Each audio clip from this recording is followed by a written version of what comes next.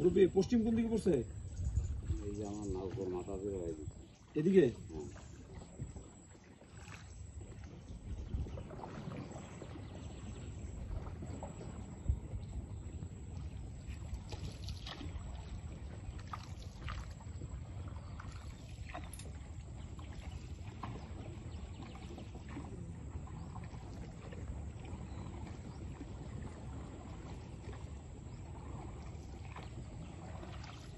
এখানে গর্ত কেমন মুরব্বী?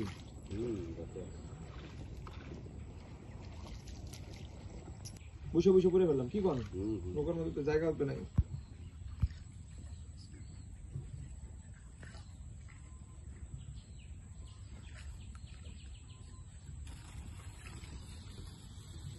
গোলপাতার গাছ, এগুলো সব গোলপাতা, বিখ্যাত গোলপাতা। এই যে রিসোর্টের নৌকা, ভিতরে ভিতরে অনেকগুলো রিসোর্ট, কি সুন্দর গোলপাতা।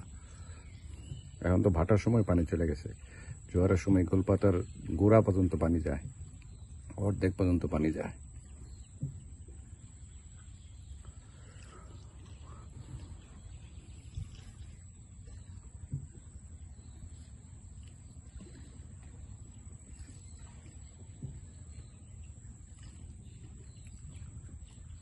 এই ফলটা খাওয়া যায় না?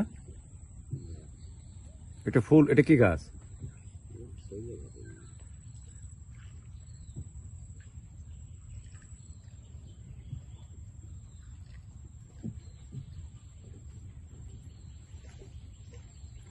এই যে আরেকটা কেওড়া গাছ।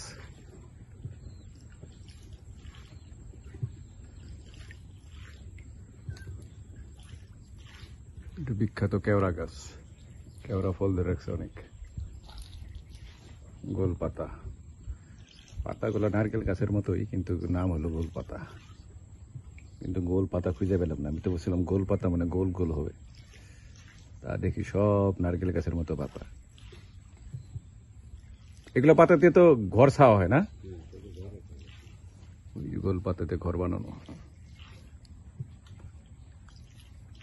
সুন্দরবনের বিখ্যাত ম্যানগ্রোভ গাছ আর হলো এই গোলপাতা গাছ, এই দুইটাই। এই যে নিচে পানি চলে গেছিল, এখন আবার পানি বেড়ে আসতেছে ওই ভিতর দিয়ে। জোয়ারের পানি হাঁটার সময় বেড়ে আসতেছে। নতুন নতুন কত রিসোর্ট হচ্ছে এইসব জায়গায় দিয়ে। একটু আগে দেখছি ইরাবতী রিসোর্ট, এখন আরেকটা রিসোর্টের কাছাকাছি চলে আসছি। এই রিসোর্টের নাম, এটা নতুন একটা রিসোর্ট হচ্ছে। এখানে সবকিছু কাঠ দিয়ে তৈরি করা হয়। উপরে ছাউনি থাকে গোলপাতার, আর সব সুন্দরবনের গাছ দিয়ে, গাছের কাঠ দিয়ে। এটা হচ্ছে বনমালী রিসোর্ট, বনমালী ইকো রিসোর্ট, বনমালী ইকো রিসোর্ট। আমরা উঠছি সুন্দরী ইকো রিসোর্টে। এটা হচ্ছে বনমালী, একটা ছিল বনবিবি, অনেকগুলো রিসোর্ট আছে এখানে,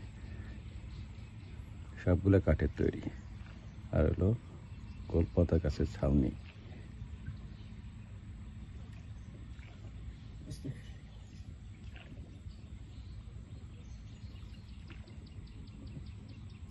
এটা সুন্দর করছে, হ্যাঁ ভাই, এই ছোট সুন্দর আছে। আলাদা আলাদা রুম, সুন্দর জায়গাটা, স্পেসটা বেশি।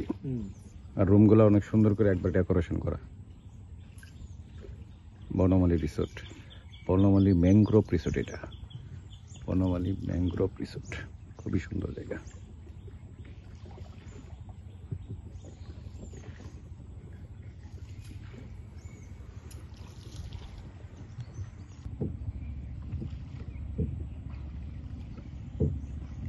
এই শামীম সাহেব বলে একটা প্রজেক্ট করতেছেন, জানেন নাকি?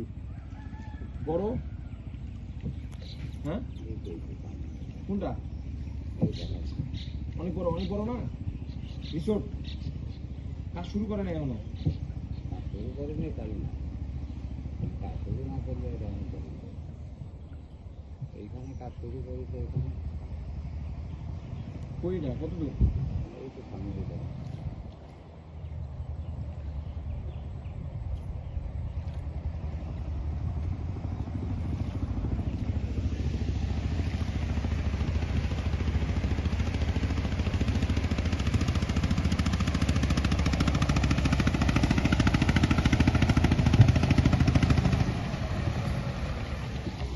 ভাই সাবধানে ধরেন, ঢেউ আসতেছে। হুম বসেন, সাবধানে ধরে বসেন। না সবই ধরে রাখছি সাবধানে। মোটামুটি ভালোই ঢেউ, বড় ঢেউ। ওই যে ইয়ার